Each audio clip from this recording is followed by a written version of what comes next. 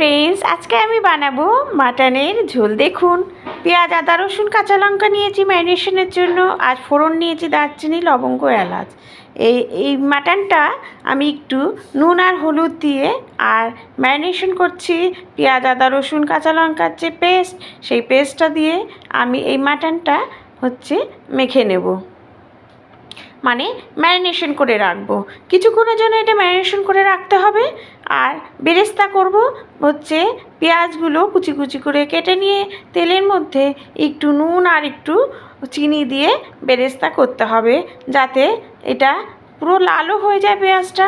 আর এই পেঁয়াজ দিয়ে মাটনটা করলে খুব স্বাদ হবে। ফোড়নের জন্য নিয়েছি দারচিনি, এলাচ, লবঙ্গ, সেটা দিয়ে দিলাম। সেটা দিয়ে এর মধ্যে একটু পেঁয়াজ আর একটু টমেটো দিয়ে ভালো করে নাড়াচাড়া করে যতক্ষণ না এটা নরম হচ্ছে ততক্ষণ এটা সাঁতলাতে হবে। তারপরেই দিয়ে দেবো এই ম্যারিনেশন করা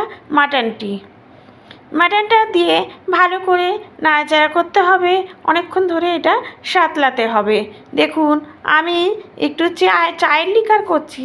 এই চায়ের লিকারটা যদি এই মাংসে দিন তাহলে কিন্তু খুব ভালো কালার আসে।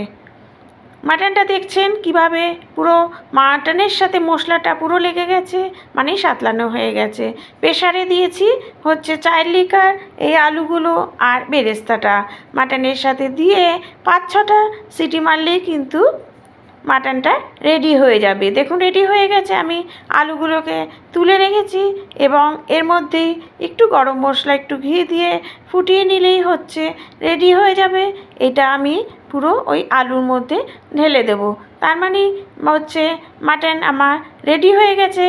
মাটন কষা কীরকম হয়েছে আপনারা কিন্তু আমাকে বলবেন। আমাকে কমেন্ট করবেন, লাইক করবেন এবং সাবস্ক্রাইব করবেন। প্লিজ আপনারা সাবস্ক্রাইব করুন এবং আমাকে আরও নতুন নতুন ভিডিও রেসিপি দিতে সাহায্য করুন। প্লিজ, আমি অনেক মোটিভেশন হব যদি আপনারা সাবস্ক্রাইব করেন, এবং আমি খুবই মোটিভেশন হব। আপনারা সাবস্ক্রাইব করলে আমার আরও ভালো লাগবে নতুন নতুন ভালো ভালো রেসিপি দিতে। আপনারা যদি এই রেসিপিতে কোনো উপকৃত হন তাহলে অবশ্যই কমেন্টে জানাবেন। রেডি হয়ে গেছে মাটন কষা।